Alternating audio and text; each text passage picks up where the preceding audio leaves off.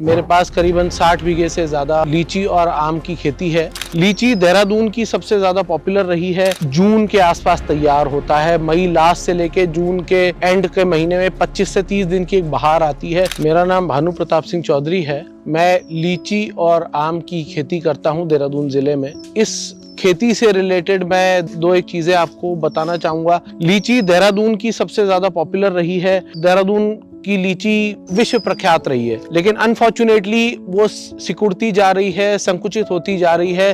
देहरादून शहर से देहरादून जिले में पहुंच गई है, देहरादून जिले से देहरादून के आसपास के जिलों में चली गई है। हुआ क्या है कि एक तो जमीनों की बढ़ती हुई कॉस्ट, ऊपर से लीची की घटती हुई वैल्यू से जो है थोड़ा सा एक फर्क आया है कि लीची का जो फल है उसमें बीमारियां बहुत ज्यादा आने लग गई हैं due to global warming, changes in climate, changes in irrigation facilities. हमारे इरिगेशन कैनाल्स और हमारे इरिगेशन ट्यूबवेल्स जो गाँव के या शहर के बाहरी क्षेत्र में थे, वो आज की डेट में रिहायशी इलाकों के लिए पानी की आपूर्ति के लिए ट्यूबवेल बन गए हैं। इसलिए लीची के जो बगीचे हैं या लीची के जो पेड़ हैं उनको पानी नहीं मिल पा रहा है। और लीची के लिए पानी एक बहुत बड़ा जो है फैक्टर बनता है कि फरवरी के बाद जो है लीची के पेड़ को पानी मिलना चाहिए, वो नहीं मिल पा रहा है। उसके अलावा अगर हम बात करें लीची के बाय प्रोडक्ट्स की, लीची के पास कोई बाय प्रोडक्ट नहीं है।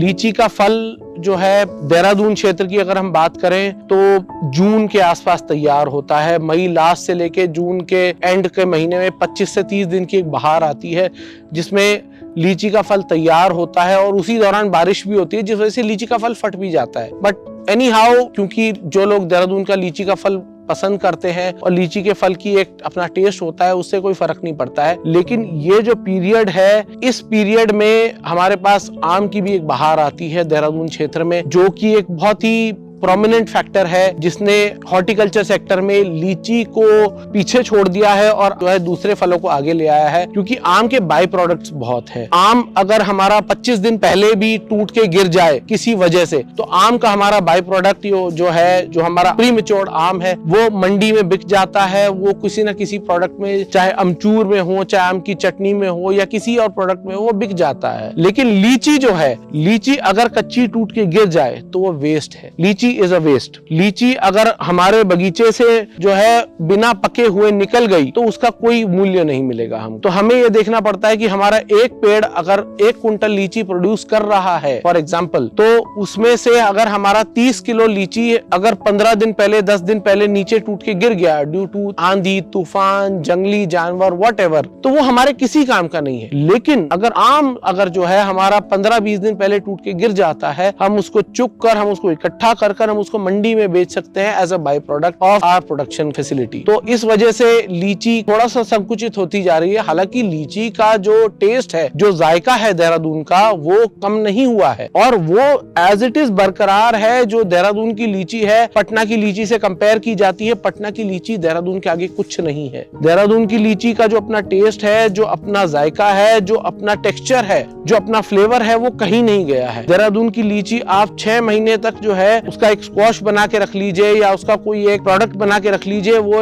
उसी तरीके का टेस्ट और टेक्सचर प्रोड्यूस करती है जैसा एक फ्रेश लीची प्रोड्यूस करेगी। पटना की लीची नहीं करती है। It is all because of temperature conditions. Unfortunately Dehradun और इसके आसपास के क्षेत्रों में जो डिफॉरेस्टेशन हुई है, जो डेवलपमेंट हुई है, उस वजह से जो है खेती की जमीन संकुचित हुई है, कमर्शियलाइजेशन हुई है। इस वजह से लीची के बगीचे सिकुड़ते जा रहे हैं और हमारे पास इतना कोई प्रोडक्शन नहीं रही है। डिमांड बहुत है, डिमांड अनलिमिटेड है, लेकिन हमारे पास उसकी जो है प्रोडक्शन बहुत लिमिटेड होती जा रही है, इनफैक्ट बहुत ज्यादा कम होती जा रही है। And we are very concerned about it. Unfortunately government हमारे को हेल्प जरूर कर रही है, लेकिन इस प्रकरण में नहीं कर रही है कि आप लीची को और आगे प्रोडक्शन को बढ़ाइए। लीची को संरक्षित करने के लिए हमारी गवर्नमेंट बहुत हेल्प कर रही है। पेड़ों की हेल्थ के लिए, खाद के लिए, दवाइयों के लिए, बीमारी के लिए बहुत गवर्नमेंट हेल्प कर रही है। लेकिन क्या हो रहा है कि इसकी खेती को आगे बढ़ावा देने के लिए, इसको प्रोत्साहित करने के लिए हमारी गवर्नमेंट शायद थोड़ा सा पीछे है। मेरा इस माध्यम से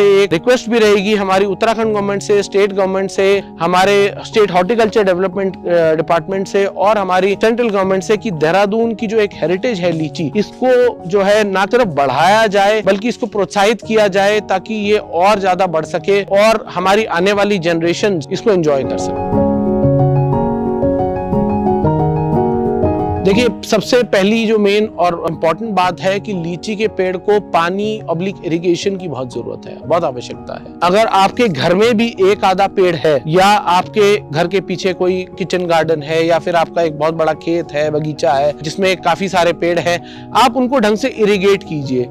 लीची के लिए सबसे बड़ा वरदान है पानी, क्योंकि नवंबर से लेके फरवरी तक के बीच में जो पाला पड़ता है, पाला पड़ना, हालांकि लीची का पेड़ उसको सस्टेन कर जाता है, लेकिन उसका जो है नुकसान प्रोडक्ट में दिखता है, जो 2 महीने बाद दिखता है। लीची का पेड़ सूखेगा नहीं पाले से, उसका पत्ता पीला नहीं पड़ेगा, लेकिन जो है जहां मार्च एंड अप्रैल मई जून आएगा तो लीची का जो प्रोडक्ट है, जो फल है, उस पे उसका असर नजर आएगा। इसलिए जो है पाले के समय से लेके लीची के फल के तैयार होने तक हमें उसको जो है पानी की व्यवस्था या इरिगेशन की व्यवस्था को देखना बहुत जरूरी है। तो first and foremost is irrigation. Irrigation से मैं एक चीज और ध्यान में दिलाना चाहूंगा कि एटलीस्ट हमारी 30% बीमारियां खत्म हो जाए, क्योंकि पेड़ जो है वेल न्यूट्रिशनाइज्ड है, पेड़ को अच्छा से पानी मिल रहा है, वो अच्छा सा जो है अपना फूड प्रोड्यूस कर रहा है, तो प्लांट भी स्ट्रांग है, पेड़ भी स्ट्रांग है, पत्ता भी स्ट्रांग है। उस वजह से तो क्या है, वो कुछ बीमारियों से अपने आप लड़ जाता है अंडर नेचुरल कंडीशन। लेकिन क्योंकि प्रदूषण की वजह से जलवायु जो है चेंज हो रही है, हमारे आसपास का एटमॉस्फेयर चेंज हो रहा है, टेम्परेचर जो है एवरेज वो बढ़ चुका है, उस वजह से लीची का पेड़ बहुत ज्यादा सफर कर रहा है।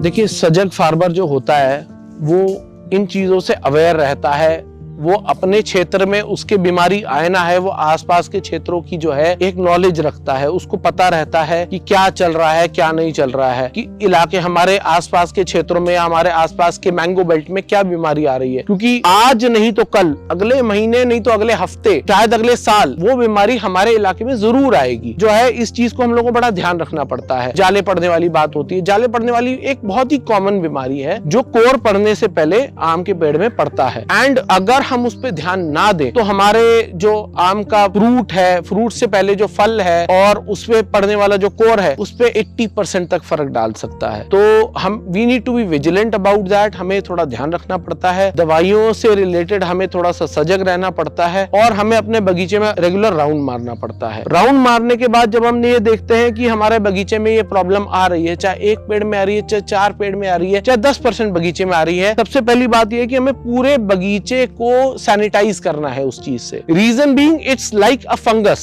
वो बीमारी फैलेगी ही फैलेगी एक पेड़ से दूसरे पेड़ में, तो हमें उसको पूरे बगीचे को सैनिटाइज करना है। इस चीज का सबसे बढ़िया जो सोर्स है या सबसे अच्छा जो लोकल सोर्स है, मान लीजिए भाई हमारा जिला बहुत बड़ा है, हमारे जिले में जो उद्यान विभाग का ऑफिस है या जो उद्यान विभाग के अधिकारी है, हमारे बगीचे से, हमारी रिहाइश से 40 किलोमीटर दूर है, 20 किलोमीटर दूर है, या आधा घंटा दूर है, हम उनके पास रोज नहीं जा सकते हैं। तो जो है हमारे आसपास के जो कीटनाशक वाले जो दवाई वाले हैं या जो खाद वाले भाई बंधु हैं जो दवाइयां बेचते हैं, उनके पास कंपनी के प्रतिनिधि आते हैं, वो जो है इलाके से काफी अक्वेंटेड रहते हैं, उनको ये पता रहता है कि इस क्षेत्र में ये प्रॉब्लम चल रही है। उनका काम है, वो उनसे आप डिस्कस कीजिए, उनको आप अपना बगीचा दिखाइए, आप उनको अपना फील्ड दिखाइए, वो आपको ये बताएंगे कि भाई आपके बगीचे में ये प्रॉब्लम है। उनसे आप डिस्कस करके फिर उसके बाद अगर आपको सेकंड ओपिनियन लेना है आप लीजिए, उसके बाद आप दवाई का छिड़काव कराइए। गवर्नमेंट पे या गवर्नमेंट डिपार्टमेंट के लोगों पे डिपेंडेंट रहना एक बहुत अच्छी चीज नहीं है। सरकार आपको एक अच्छा माध्यम दे रही है, उसने एक डिपार्टमेंट बना रखा है, उसने लोग अपॉइंट कर रखे हैं, उसके पास लेबोरेटरीज हैं, सब कुछ है, सब कुछ अपॉइंट कर रहे हैं, लेकिन अनफॉर्चुनेटली क्या होता है कि प्रदेश बहुत बड़ा है, देश बहुत बड़ा है, इट इज नॉट पॉसिबल। और खेत आपका अपना है, फसल आपकी अपनी है, पैसा जो कमाएंगे वो आपका अपना है। तो इट इज वेरी इंपॉर्टेंट कि आप जो है सरकार पे ना 100% डिपेंडेंट होते हुए दूसरे माध्यमों का उपयोग कीजिए जो आपको मिले हैं, जिसको बोलते हैं हम अंग्रेजी में ऑप्टिमम यूटिलाइजेशन ऑफ रिसोर्सेज। हमारा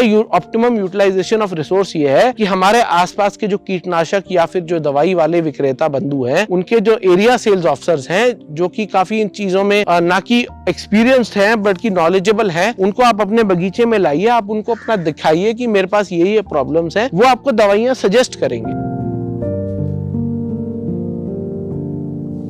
आपको एक अच्छा हेल्दी आम खाना है जो आपको वही जो है हेल्थ बेनिफिट्स देगा जो उसको देना चाहिए वो आम है जो आपके पेड़ से टपकेगा, जो पेड़ से टपक के गिरेगा, जो पका हुआ है, जो नेचुरली पका हुआ है। किसी भी अननेचुरल तरीके से पका हुआ आम आपको कभी जो है वो बेनिफिट नहीं देगा जो एक आम को एक्चुअली देना चाहिए। अनफॉर्चुनेटली आज की डेट में हमें एक सहूलियत की इकोनॉमी है, हम सहूलियत पे जीना चाहते हैं। हमें आम चाहिए पका हुआ, चाहे आम का सीजन 15 दिन बाद आए, या हमें आम चाहिए बिल्कुल 100% टेस्ट वाला, चाहे उसमें हमें 15 रुपए 20 रुपए पर प्रति किलो ज्यादा देना ना पड़ जाए। मैं मेट्रोपॉलिटन सिटीज की बात कर रहा हूँ जहाँ हमारे शौकिया कंज्यूमर्स बहुत ज्यादा हैं, लेकिन अनफॉर्चुनेटली उन लोगों की वजह से जो एग्रीकल्चर में इस तरीके के जो लोग आ गए हैं, जो केमिकल के द्वारा या दूसरी पद्धति के द्वारा जो आम को पका रहे हैं, that is not a good thing, that is not a good, वो हमारी एनवायरनमेंट के लिए भी अच्छा नहीं है। उस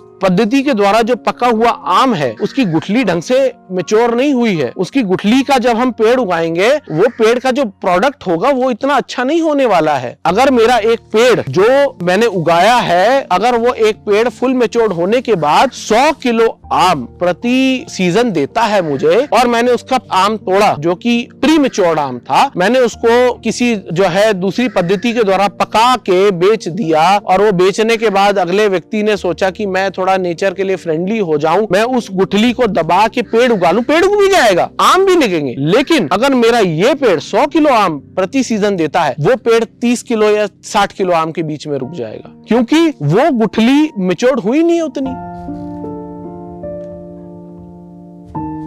ऑर्गेनिक एक बहुत अच्छी पद्धति है जो है। ऑर्गेनिक में मैं ये बोलता हूं कि अगर हम 100% ऑर्गेनिक आम उगाते हैं, उसके जो है बेनिफिट्स बहुत ज्यादा हैं। ऑर्गेनिक आम महंगा भी बिकता है, किसान के लिए बहुत बेनिफिशियल है, लेकिन ऑर्गेनिक सर्टिफिकेशन एक आज की डेट में जो दूर क्षेत्र के किसान है उनके लिए एक बहुत दूर की कौड़ी है। अगर आज की डेट में आम का बगीचा सहारनपुर के एक दूरस्थ, सहारनपुर जिले के एक दूरस्थ गाँव में है, और उस आदमी के पास 100% ऑर्गेनिक आम है, उसको सर्टिफिकेशन लेने या तो सहारनपुर सिटी जाना पड़ेगा, सहारनपुर सिटी में भी कोई लेबोरेटरी नहीं है, उसको दिल्ली जाना पड़ेगा। किसान कहेगा मैं इतना समय क्यों वेस्ट करूं, खेती में वैसे भी समय बहुत इंपॉर्टेंट एक चीज है, वो कहेगा छोड़ो यार मैं ऐसे ही अपना आम बेच देता हूं। तो ऑर्गेनिक सर्टिफिकेशन एक बहुत बड़ी ऑब्स्ट्रक्शन है किसान के लिए, जिसको एक गवर्नमेंट को ओवरकम करना बहुत जरूरी है। ब्लॉक लेवल पे, गांव लेवल पे, ग्राम लेवल पे, जिला लेवल पे ऑर्गेनिक सर्टिफिकेशन गवर्नमेंट लेवल पे लाना बहुत जरूरी है, ताकि किसान अपनी ऑर्गेनिक खेती के प्रोडक्ट को, अगर वो शौकिया भी कर रहा है, प्रोफेशनली भी कर रहा है, उसको ज्यादा पैसा मिलेगा। ऑर्गेनिक का ज्यादा पैसा मिलता है। ऑर्गेनिक एक अच्छी चीज है, हमारी हेल्थ के लिए भी है और हमारे लिए फाइनेंशियली भी है, लेकिन वो तब मिलेगा जब हमें एक सहूलियत के हिसाब से मिलेगा, चाहे ब्लॉक लेवल पे मिले, चाहे जिला लेवल पे मिले, लेकिन किसान को मिले। लेबोरेटरीज, सर्टिफाइड लेबोरेटरीज की